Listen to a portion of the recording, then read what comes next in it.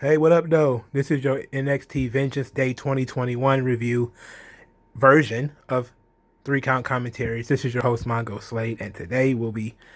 This event was very fucking good. It was better than it had any reason to be, and because they infused it with drama, and they did some interesting things that, for some reason, they took forever for them to actually do. NXT needed a reboot. They needed a reboot. They needed fresh blood. They needed new things. And they got that right off the beginning because our buddy Eli Drake signs with NXT. They changed his name to LA Knight. I don't know why. I'm assuming Eli Drake has some reason why he changed his name to LA Knight. Hopefully we'll find that out sooner rather than later. But of the myriad of problems that NXT has, the LA Knight signing fixes quite a few of them. The number one thing is signing Eli Drake fixes the one of the top problems is that you need somebody who can talk live.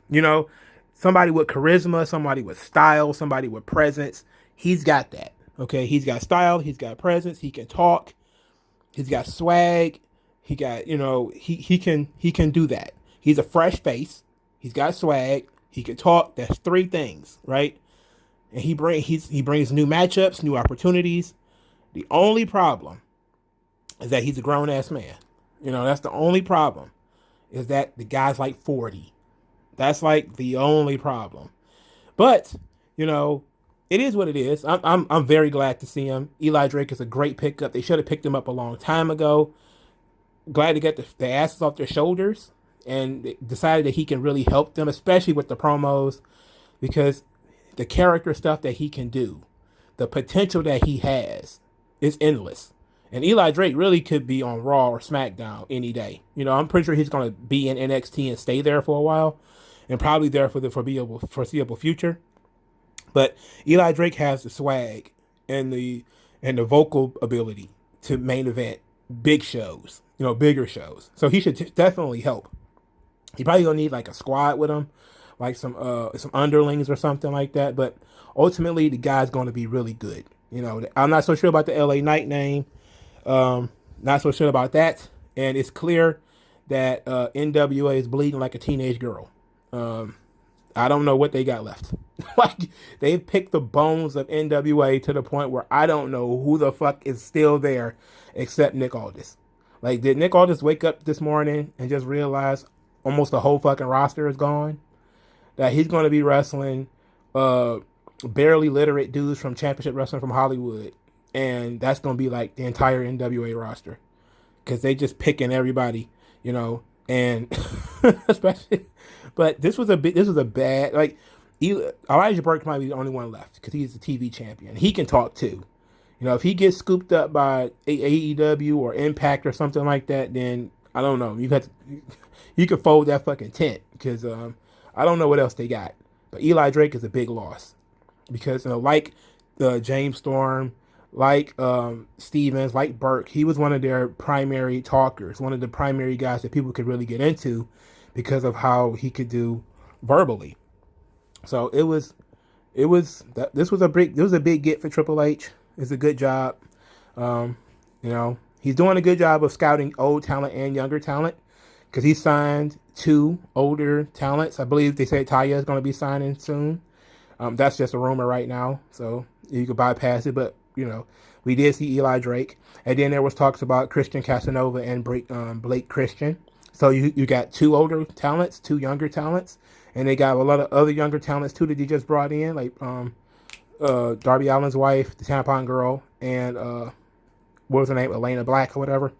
That girl's like 20. So they got a nice little mix here.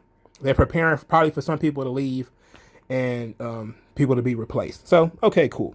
So the opening song was from Josiah Williams. It was like a rap song, but it was also like a poem.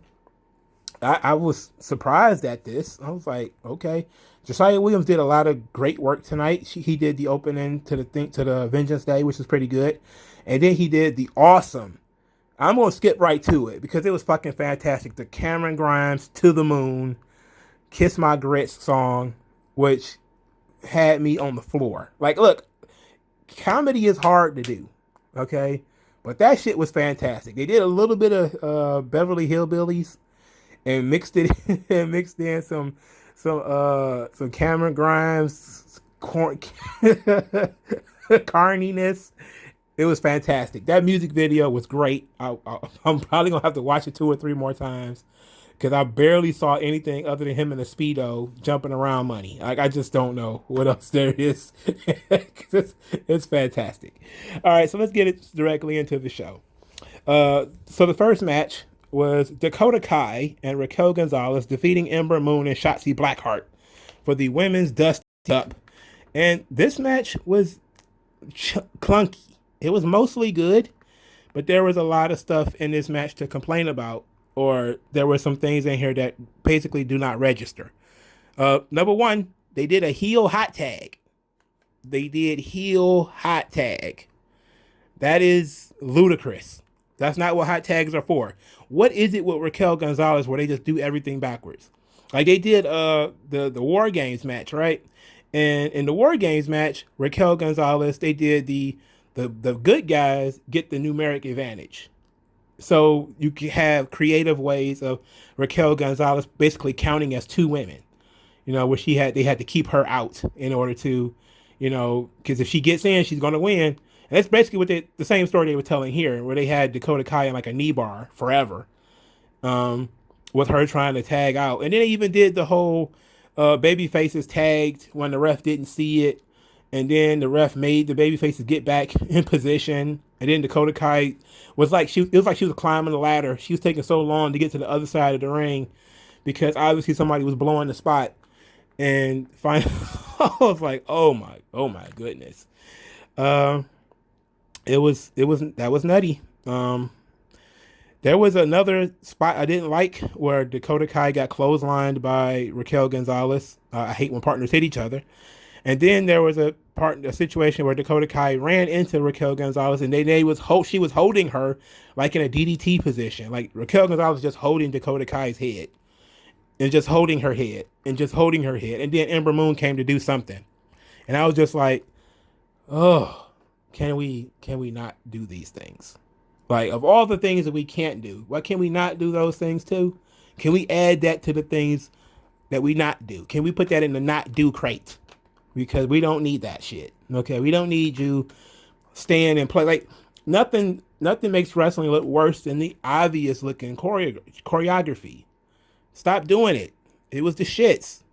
All right. Other than that, the match was mostly good. Like, Shotzi Blackheart does not care.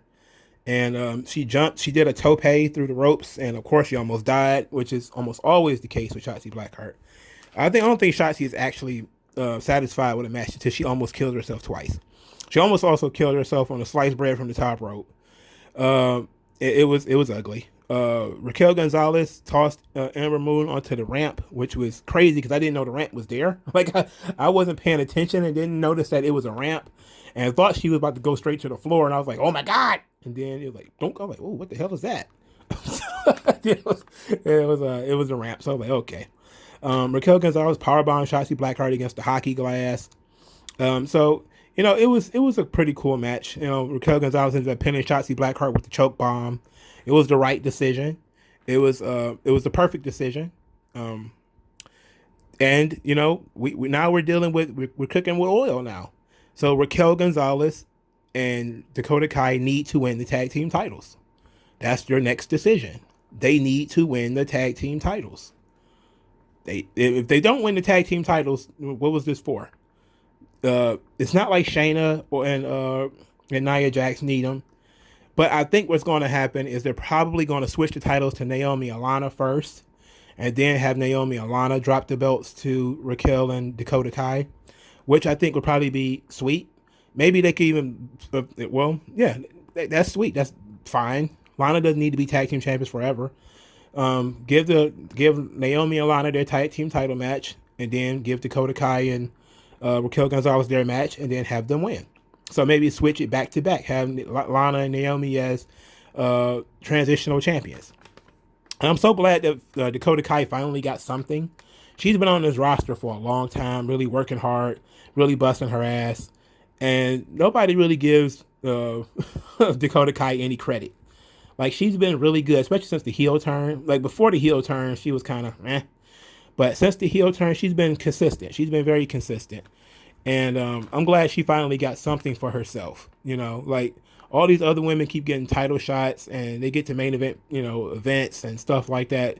Very rarely that Dakota Kai gets something for herself. Like, she doesn't win any titles. She almost never even in contention for titles.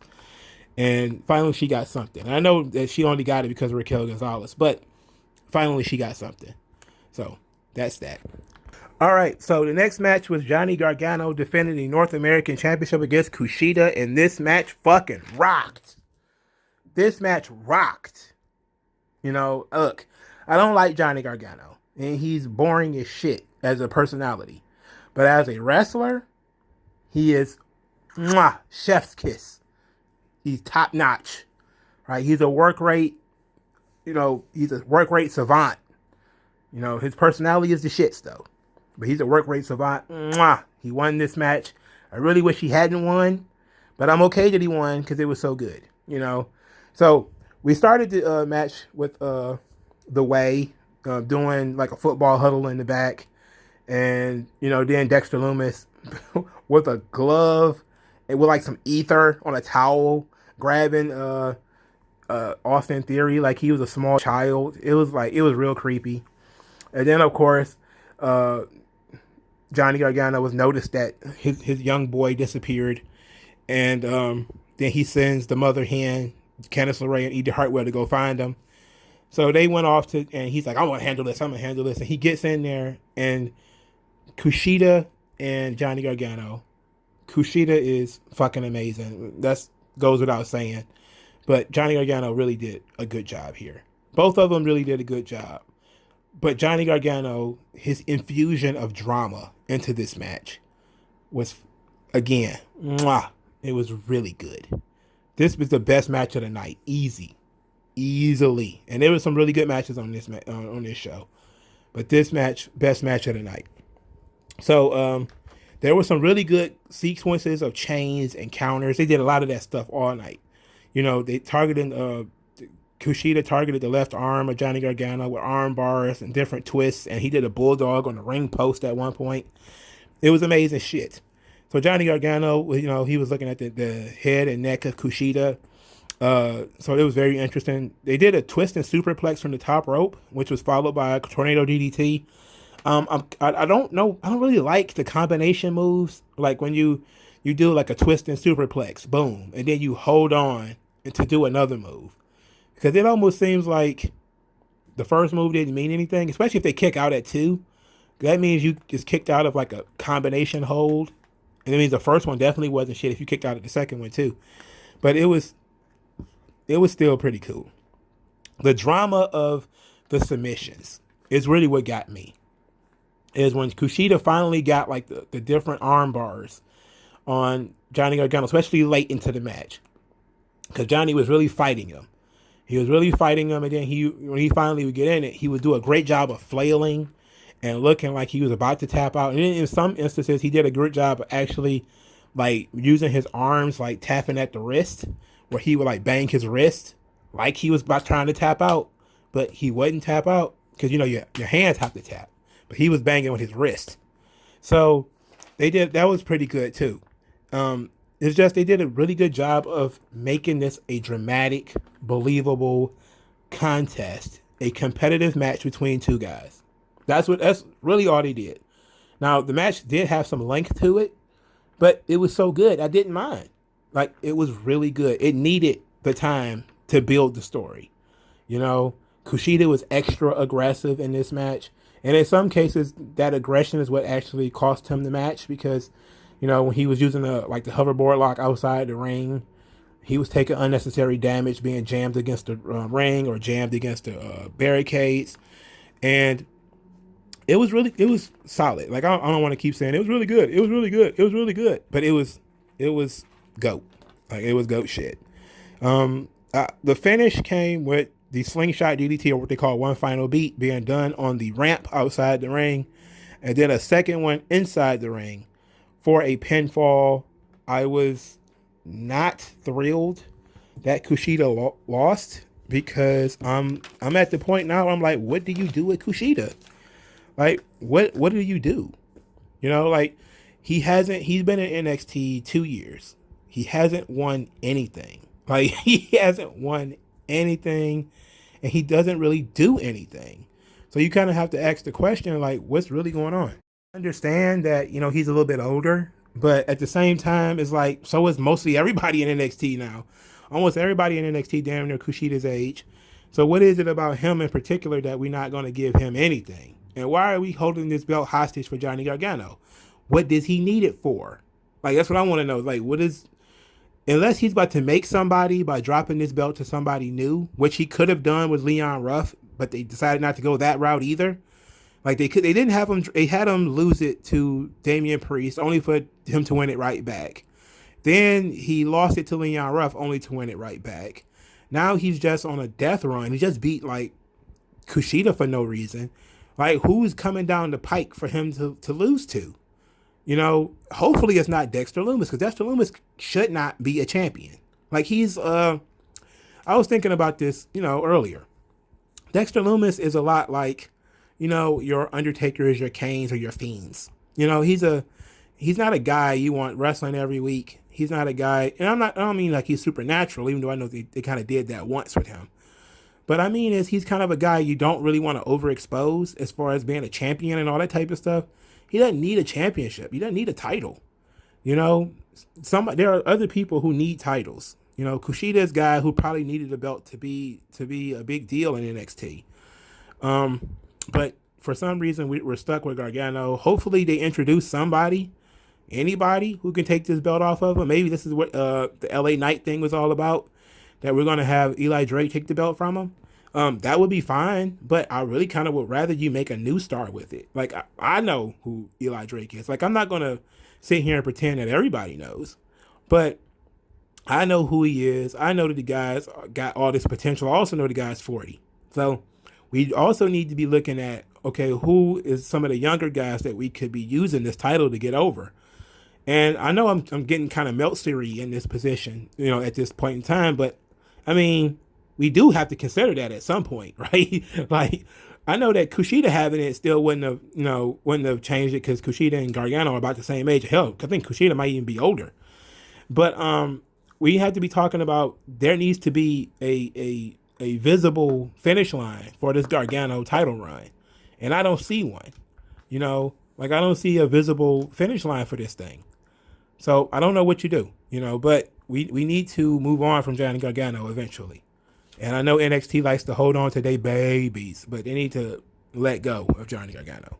So the next match is MSK beating the Grizzled Young Veterans for the Men's Dusty Cup. And this match rocked too. Grizzled Young Veterans is every bit as good as the Revival.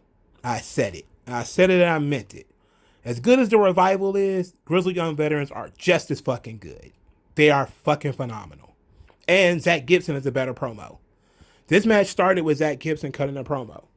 Basically, he says to them, you had the Wesley, the former Desmond Xavier, smiling in the ring. He was so excited. Look, before I continue, let me be honest here. I'm going against anybody with a man bun. Anybody with man buns, I'm not interested. And Wesley has a man bun. He needs to get rid of that thing. They need to get his dude an afro, give him some braids or something. He can't not walk around with a small mushroom top on his head. He can't do that. That's not cool. Like, the point of being a wrestler is to look cool. He's supposed to look cool. He looks like he delivers pizza. It's bullshit. And his boy needs to hit the gym. Like, that's not my only problem with MSK. I mean, I see them wearing the DX colors. I'm cool with that. I know that they've probably been blessed by Triple H and Shawn. Like, you can wear our DX colors. But Wentz needs to hit the gym. And Xavier Dez needs to get his hair braided. And not walk around with that goddamn mushroom thing on his head. Just a little advice. So you look cool. And looking cool is part of being cool. And if you're not going to be fucking cool, then get off TV. So, but these guys have the potential. They just have to stop looking like Goose. Anyway, the match starts with Zach Gibson telling them to stop smiling because they aren't going to enjoy a second of this fight. Then he told them to take their doffed green pajamas, their flips, and their sob stories and shove them up their ass because the Grizzly Young Veterans are going to win. And I was like, even though I know the tag team champions are heels, I was really hoping that Grizzly Young Veterans would win. I really was. Anyway, this is a very good clash of styles where you had a tried and true traditional tag team in the Grizzly Young Veterans versus the acrobatics and the high flyers of MSK. Grizzly Young Veterans are very methodical. MSK showed a lot of aggression. They showed some range here. They was able to be aggressive and acrobatic and work a ground-based style. So they got to show off a little bit of everything. And Grizzly Young Veterans was able to do the same. Because, there was a lot of acrobatics in this match, especially from Wes Lee, who was doing a lot of tumbling routines, handsprings and different stuff like that. But James Drake was not to be outdone. And look, I'm not a fan of heels doing 450s. I mean, this is not Mexico, I would prefer my heels a little bit to be a little bit grimier than that. Eye pokes and, grabbing people by the nose, fish hooking and stuff like that. I don't necessarily need you to do a tope doomsday device. Because I was like, yikes, when I saw that. I was like, yikes. It was dope. But these guys are heels. I don't want to be popped by them. I don't want to be impressed by their athleticism and their skill. I want to be like, ooh, these guys, they wrestle ugly, But the Grizzly Young Veterans is very good. They're awesome. The finish came with a blockbuster on James Drake. That's you know what? Now that I think about it, that's probably why Eli Drake had to change his name, because there's already a Drake. There's James Drake on NXT. Okay, I probably like I answered the question.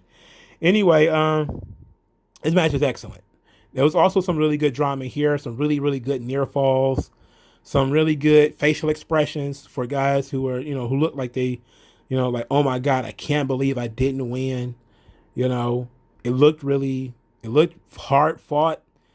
It felt earned when MSK won. It felt like, wow, they actually did it. So it felt good. It felt good. This match was great. Grizzly Young Veterans is fucking amazing. MSK is good too. They need some work, but they're new. So, they're new to NXT. They've been around for, a long time in Impact, but they're new to NXT. They'll whip them in shape no time. So, in no time, I should say. But they did a good job here. They saved a lot of the acrobatics, but that was, the majority of their offense because that's kind of what they do.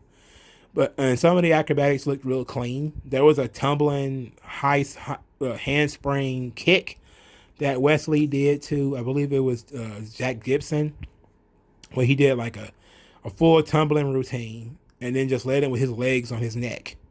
And I was just like, wow, was that really called for? But Wesley really impressed me with his athleticism and his acrobatics here. Hey, if he can cut a promo, or if he can learn to cut a promo, he might have something. He might have a little something if he can actually cut a promo. So that was really good. All right, so the next match was Toni Storm, Mercedes Martinez, and Io Shirai for the NXT Women's Championship. And Io Shirai actually won this match, and I was completely surprised. For starters, I need to apologize because I met our cherry-licked pot goddess, Toni Storm. And Jesus, man, that girl stacked like a row of Oreos, brother. And it's really uncalled for. That girl's hot. Anyway, Mercedes Martinez attacked Io Shirai during the introduction, so we didn't get full introductions. This match was it was a little clunky too, because there were some things that looked a little bit out of place. The Io Shirai did a moonsault outside the ring. She didn't hit anything. She just landed on her feet and then went straight back first against the barricade. I was just like, whoa. I don't know if somebody was supposed to catch her or she was supposed to hit it that way, but she hit that damn barricade pretty hard. Our cherry lip pod goddess Tony Storm actually destroyed the announce desk completely by accident. Apparently, somebody had hit the desk pretty hard earlier. Was it Shotzi, or was it somebody from the MSK match? Or everybody jumping around all the time. And she was just taking the cameras and the big stuff, the TVs and the monitors and everything out of the desk, and it just fell apart. It's a cuckoo. I mean, look, she got that kind of power, dog. I mean, it's Valentine's Day. I'm sure if she put the touches on you, you melt, brother. You melt. You a cup of coffee in the big time. Anyway, so the flimsy thing fell apart. So Io Shirai did a crossbody off the top of the scaffold. It was like a scaffold near the ring. It was less clean than when Casey Catanzaro did it, but Casey Catanzaro already did it. So I mean, it was okay. You know, it was pretty cool. It was a good spot, but again, Casey Catanzaro had already done it. They did a double submission where Tony Storm was in a crossface, and then Mercedes Martinez put Io Shirai in a dragon sleeper. Never really a fan of those kind of spots, you know, with those double and triple submissions and stuff like that. Because it's like, if it doesn't, she's not going to submit if it doesn't hurt enough for her to let go of her submission, you know? So it was interesting. Tony Storm barely hit her finish, which is like the Pro River Plunge. I forgot what they call it, Storm Zero, Ground Zero or something, whatever the fuck they call it. She barely hit that submission on Mercedes Martinez, and Mercedes Martinez kicked out. The finish comes with our cherry lip pod goddess jumping from the top rope and using her head as a weapon, which is a big no-no. It should be anyway. The flying headbutt, not a fan of that move. And actually, I watched enough Benoit documentaries to know that the flying headbutt is probably not the best move in the world. But she did it to Mercedes Martinez's stomach, so I guess it was safer. And then there was some more clunkiness because the ref did not count immediately after Tony covered Mercedes Martinez, because he was waiting on Io Shirai to do the moonsault, which is exactly what happened. There was like a little lag there to make sure she can get in place, and then as he's like 1, 2, the moonsault came, and she just like jumped onto the scene, and then she pins Io Shirai pins Mercedes Martinez. And you know what? I was like, it seemed like a good opportunity. I knew Mercedes Martinez wasn't going to win. And I knew, knowing Mercedes Martinez wasn't going to win, I figured Tony would beat Mercedes Martinez, and then they could tell the story of Tony and Io one-on-one at a later date. But now they still have that same potential, the same ability. Which you can have Tony as the challenger, and Tony versus Io one-on-one for the title at a later date. But now what do you do with Mercedes Martinez? Because Mercedes Martinez has just kind of been her lifelong mission to be the women's champion of NXT. And she picked a fight with the champion. She got the fight and she lost. Now, you may do one-on-one. You know, they're not the kind of people that's really going to blow Io Shirai out of proportion. So they probably not going to have her wrestle that often. So you have to think, like, when is the next time you're going to see Mercedes Martinez in a title match? It's going to be a long time, dog. And I don't know. Like, and they're bringing in new women all the time. They're always bringing in new faces as far as women is concerned. I don't know, man. I don't know if this might have been Mercedes Martinez's first and only shot. Because I'm almost certain Tony Storm will get the belt. I still believe that's why she was brought to the United States. Is that so she can win that belt and have it. But it's just going to be... It's going to be some time, you know. But they're giving Io a hell of a run. So, but the question is, of course, once she actually does lose it, what then? You know, because it's going to be difficult to do promos and stuff like that with her, and she doesn't speak English. So that's going to be an interesting thing that they got going on here. But this match was okay. It wasn't bad. It was a little bit clunky. They could certainly do better. I certainly would have preferred Tony Storm and Io Shirai one-on-one, or Io Shirai and Mercedes Martinez one-on-one. I would have preferred either one of those matches. Again, triple threat matches, it just feels like one person is in the match to take the loss. And that's really what it felt like for Mercedes Martinez, and she deserves better than that. She felt like she was in this match to lose. And that's the only reason she was in it. And that's unfortunate. So now we get the main event. Pete Dunne versus Finn Balor for the NXT Championship. And they did a good job making this feel like a big match by doing the boom, boom, boom, boom, boom, boom, boom, boom, boom things in the background where, you had that rumbling, that pulse, and you had Lorcan and Birch like, come join us as champions. Come join us as champions. You got this. You got this. And Dunne, being a robot, is like, yeah, pretty sure I got this. And then he went out there, and then Balor comes out there, and these two guys have a very slow, very methodical. It was a little too slow for me. It was a little too slow. It's a little too methodical. They were trying to tell a story, obviously. Compared to all the other matches on the show where guys were flipping and flying all over the place, this match did not meet that expectation.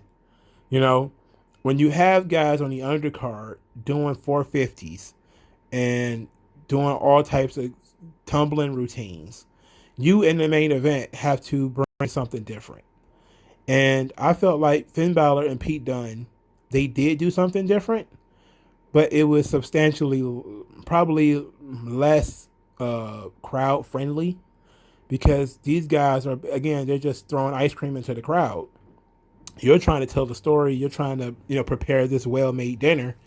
And people just like, no, go do flips. Go do yada, yada, yada. And they're like, look, we don't do flips. We do, methodical, working the limb. Some good chain wrestling. We do stuff like that here. Like Dunne was working the hands. He had like 3 targets. He's working the hand and the arm and the jaw, with leg scissors. And at one point he was stomping them in the face. It was good. Balor did he was targeting the legs of Dunne, and it was nice. Like, Dunne almost choked Balor out with the triangle choke. So, there was a lot of stuff happening, but it was very hard hitting. It was very slow paced. You could take in everything. The drama was kind of there when you had Balor kick out of Pete Dunne's finish, the bitter end. I think a lot of people, and I think this might have been the problem with Pete Dunne, is that the people who are most familiar with him are people who've watched him in NXT UK. Because he really didn't do that much on NXT TV. Like, he did something. He did a little bit. But he's also not a personality. Like I said, Pete Dunne's more of a Terminator. So he's like, come with me if you want to live. And Pete Dunne is like, I want to win the NXT Championship. You're a geezer with a glass jaw. And that's about it, And I can see people thinking like this is not a sexy match. There's no moonsault German suplexes or no shit like that. So people are kind of like, eh. But I liked it. I don't think it was good as Kushida and Gargano, because I think they had a great mix of everything with Kushida and Gargano, even though they didn't do a lot of flippity flop shit either. But this match was a close third match of the night, because I think the MSK Grizzly on Veterans match was better than this as well. But this match was pretty good. Dunne kind of spams the whole finger bending thing, and a lot of people are just kind of like, it's kind of a gimmick, and it's also kind of a crutch. But it kind of makes sense because that's his thing. Like, everybody has their thing, and he always goes back to bending back the fingers and trying to weaken the joints and the arms and the wrists and stuff like that. But it's kind of a crutch, because it prevents him from having to think of anything else. So, Pete Dunne is 27. I know that Dave Meltzer was like, they got Pete Dunne. She should be getting pushed on the main roster. And I'm like, Pete Dunne doesn't have a personality. And if they're not watching him in NXT, they're probably not going to watch him on Raw. Heavens to Betsy, he gets moved to Raw. What the fuck do you think he's going to be doing? Chasing R-Truth for the 24/7 title? I mean, what is he going to do with Pete Dunne? He can't cut a 10-minute promo. So what is he going to be doing? That's why you have to think about these things. But he's a good mechanic. He's a great mechanic. And this was a great mechanics match. You know, I like that Finn Balor couldn't point, so he was like doing the Fred Sanford nubs. Doing the Fred Sanford nubs that Pete Dunne. You know, it was cool. You know, it was a cool match. I think this match probably would have fit better on TV. Uh, Not saying that, you know, it was not pay-per-view worthy, but when you had everything else on the show, you kind of needed something that was more with more juice to it. You know, Pete Dunne is a little too dry toast, just a little bit. You know, like he's a good wrestler and he's like good wrestler. Like he's not going to give you anything flashy. You know, he's going to take it to the mud, and that's really what he did here. You know, there was a lot of good chain wrestling, but he took it to the mud. A lot of grappling, a lot of bending of the wrists and elbows, a lot of bending of the arms, a lot of stomps in the face, physical stuff. You know, and I can see a lot of people not liking it, even though I did. But I certainly think that, you know, well, now that I think about it, maybe the Grizzly on Veterans match was just as good as this. But I really loved the Grizzly on Veterans and MSK match. I thought that match was great. You know, this match was just good to me. You know, it was a worthy main event. I'm glad Pete Dunne got the opportunity. I don't know what you do with him now, especially after the post-match thing. I'm not sure what you do with him, but I'm sure they'll think of something. You know, I'm sure they'll figure out something. Well, they better have something figured out. But Pete Dunne is really good. Hopefully, he becomes less robotic and he opens up a little bit more as far as his personality is concerned, and is able to show different dynamic sides to his personality. But Pete, this is not, you know, of the Pete Dunne matches I saw, this match was good, but it doesn't rank with his stuff with Walter, or it doesn't, or his stuff with Tyler Bate. That stuff was next level. This stuff was not that good. And I think that's probably why I'm talking about it the way that I am, is that if you look at those matches, you would think like this match would be phenomenal, like those matches. But this was just good, you know? And it's like, I kind of want it phenomenal. I kind of need it phenomenal on this card because of how good the other two matches that I was talking about were. In order to be the match of the night, and the main event should be considered the match of the night, you needed to go to the next gear. And I don't think they really got to the next gear. But this match was still pretty good. Now, what we all have been waiting for. It is time to talk about what we all have been waiting for. The breakup of the Undisputed Era. Okay, so post-match, Pete Dunne and the boys, Lorcan and Birch, beat the shit out of Finn Balor. And then the Undisputed Era come down there to make the save. When Dunne and the boys powder almost immediately, and Kyle O'Reilly is talking as, you know, Cole and Strong bark at Dunne and the boys. Kyle O'Reilly is like kneeling to Finn Balor, and he's telling them like this is all about respect. You know, like I can hear some of it is just basically like, you know, this is all about respect, yada yada yada. And he offered him his hand, he helped him up. And you can see in the background, once Dunne and the guys are gone, that Cole is basically standing behind, you know, Kyle O'Reilly.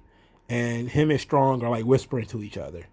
And you can see it in Cole's face at the time that maybe something was up. And then, you know, Kyle O'Reilly is telling Finn Balor, like, yeah, you can trust us. Like, we're here for you. We got your back. You can trust us. So they line up like they're about to do the Undisputed Era pose. And Finn Balor is about to do the pose. He's about to join. And then Adam Cole super kicks Finn Balor. And this is where you kind of start. This is where the story really gets dramatic. Because that was already like, whoa. All right. But I can understand why that happened. Because, you know, Cole is, you know, wants the title, or, you know, Cole doesn't like Balor because of the whole him beating Cole for the title thing. Okay, I can get that.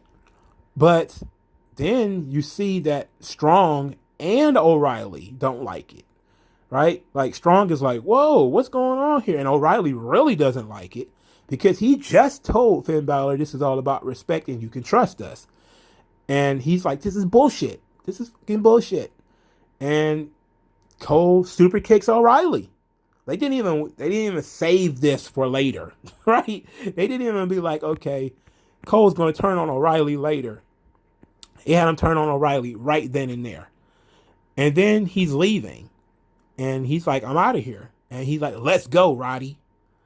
And Roddy is like on the ropes, like what's going on here? Like, no. Like he's torn in between. Right? So like Cole is like, whatever. And he takes off. And Kyle O'Reilly's down. He's been super kicked. And Balor is down. And Strong is like standing at the ropes, just like looking at these guys where they're down on the ground or down in the ring. And he's like contemplating or stupefied at what he just saw. And I was like, this was good. This was really good. You know, I enjoyed this. Now, breaking up in the Undisputed Era has been a long time coming. It has been maybe 4 or 5 months overdue. When Kyle O'Reilly started getting title matches, we kind of saw this coming. So it shouldn't have been that much of a surprise. You also need to do something in order to keep the brand fresh. NXT needed a reboot. They needed something new. They needed something different. And Adam Cole has not been a babyface that long. You know, so they never really sunk in with Adam Cole as a babyface anyway, because he never really turned officially babyface. He just kind of started doing babyface stuff. And he started talking about how much him and Finn Balor, but they let it be known from the beginning he didn't really like Finn Balor. And that, he was just there out of respect for Kyle O'Reilly. He was trying to look out for Kyle O'Reilly, but now he sees that Kyle O'Reilly is trying to replace Bobby Fish, or trying to, bring him into the fold. And he's not down with that. But Roderick Strong is torn. And that's really where the emotional weight of it is. Because now we're going to be like, what does Roderick Strong think about this? Now we have to actually put some effort into the one guy in the group that doesn't really do a good job of showing personality. Like the one guy. And that's really kind of how it is. Like there's always like that slow friend who is like, well, what's going on, Robert? Why you do that? But that's my best good friend. Like a Forrest Gump type. And that's kind of how Roderick Strong has been here in this group, is that he's kind of been like, yeah, you dorks, you bunch of dweebs. And like, that's kind of been it. But this was a long time coming. And I kind of saw this when they lost in the Dusty Classic. Like they have to break up. They have to separate. Now, what do we got here is Undisputed Era broken up, or did we just kick out Kyle O'Reilly? Because Bobby Fish is not there. Bobby Fish is probably hurt or whatever. But I'm almost certain Cole and O'Reilly can't be friends anymore. So we are stuck with Strong. What do we do? What would I like to see? Certainly we're going to see likely Finn Balor versus Adam Cole again. Likely after the whole Karrion Kross thing. Something Kross got next on the belt. Probably, and you have something for Finn Balor to do when he loses the title, as you can have him go to feud with feud with Adam Cole. So you also have something for Kyle O'Reilly to do, because now he's not the champion either. So you have something for him to do as well, because he's going to feud with Adam Cole. Well, of course, we're going to take time to build this up. We got to get Cole's explanation. We're going to have to get what Roderick Strong thinks. We're going to have to get what Finn Balor thinks. We're going to have to get what Kyle O'Reilly thinks. And they're not going to do all of this at one time. That's what they probably do on Raw or something like that, is give it all away. I can see them probably starting NXT with an Adam Cole entrance, and maybe Adam Cole standing there explaining why he decided to kick Kyle O'Reilly and Finn Balor. Maybe you have Kyle O'Reilly confront him or something like that, or Finn Balor confronts him. And, but Finn Balor also has to think about, Karrion Kross. So there's a lot of different things orbiting around in this solar system. And it's really good. It made NXT feel fresh again. Like they needed new shit. It was getting kind of stale. And it seems like everybody saw that it was getting stale. Obviously, because everybody's been talking about it for the last month and a half or so, that NXT hasn't been, up to par. But this renewed my faith in NXT that they're actually willing to, and they're paying attention, Like there's still some stuff about NXT that's actually not that bad. The show kind of drags because the matches are too long. But that's only because you kind of see the same people, over and over and over again because of that goddamn tournament. Now that the tournaments are over, you can go back to regular programming. You could introduce new characters. You could do new storylines again. You could do you could do new things with old characters. So they're bringing in, they're remixing Adam Cole. They're going to remix Kyle O'Reilly. They're going to remix Cameron Grimes. They're going to have to do something new with Tommaso Ciampa and Timothy Thatcher now too. They're going to have to do something new with Bobby Fish now too. They have to do something new with Roderick Strong. They're going to have to do something new with all of these guys, you know? And this is an opportunity for NXT to show that they did take this month or whatever that it took for them to do this tournament. They were doing other things, that they were taking time to write storylines going forward that are going to be more interesting than that tournament was. And it makes perfect sense that you will book a tournament because it's simple booking. And, you know, while the tournament is going on, you write for the future. And I kind of figured that's what they would do, you know, because they seem to be a little bit more competent than the staff writing for Raw or something like that. They can't think two minutes ahead of themselves, either because Vince McMahon is ripping up scripts or because they're just absolutely incompetent. You know, the NXT does show an ability to keep their pulse on what's actually going on, and that when people started saying like, "Oh, NXT's kind of falling off," they like, "Okay, so here's new guys, here's something new, here's something, you know, a remix of something old, and you know, now we got you. All right, so there's one more thing I wanted to discuss. I kind of decided to do it here. I was going to do a separate video on it, but I decided not to. Now there was the other day I did a video on WWE's social media scores, and basically I was like, okay, well, while that was interesting and all, I decided to go and look up to see what was going on with NXT. And I found something very interesting. I found that NXT streaming success in December 2020. Top US primetime and streaming shows in December 2020. NXT came in at number 9. This takes in their reactions and comments, shares, retweets, etc. from Facebook, Instagram, and Twitter. They came in at number 9 with 4 million actions and an audience of 8.2 million. As far as top U.S. cable shows in December 2020, same metrics, reactions, comments, shares, retweets, and likes. NXT came in at number 9 again. This is 9 of 10. And so it's same numbers, 4 million actions, 8.2 million audience. So in October of 2020, NXT also came in at number 9.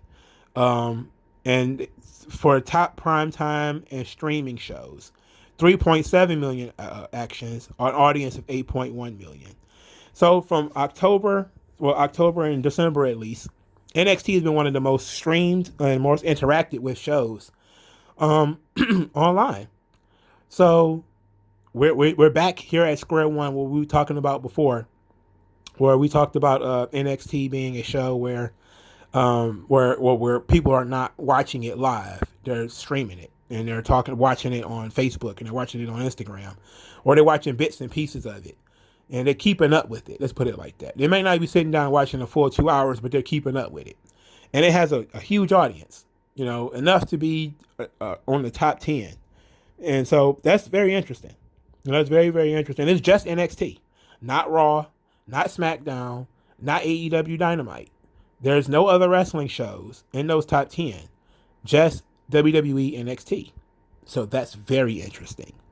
That's very interesting. I wish I could talk to somebody at Shareable to see is that what it's called? Shareable or Shareably? To see what this means. But it's a good sign that people are still engaged with NXT, and that, you know, NXT is about paying attention. Obviously, that there's people who are still engaged with the show, even though the ratings have gone down, and they've gone down dramatically. But I don't expect, you know, I don't really care about ratings and stuff like that, nor do I care about this social media shit. I just thought it was interesting. And since I found out something that was interesting, I thought I decided to share it with my viewers. So this was an interesting thing. And hopefully this event will continue that momentum, that, you know, at least people will pay attention to what they're doing online, even if they're not sitting down watching the whole show on USA Network, that there are people who are interested in the program enough to retweet and like and watch the videos. So that's cool, you know. NXT is not dead. It's just moved to the website. So anyway, thank you guys for listening. Like this video, share this video, subscribe to the channel. I thank you guys for your time, and I'll talk to you guys later. If you want to send me money, you can do so in the tip jar via the Cash App. If you just want to spread the good word of 3 Count Commentaries, utilize the hashtag 3 Count Commentaries. So I'll talk to you guys later.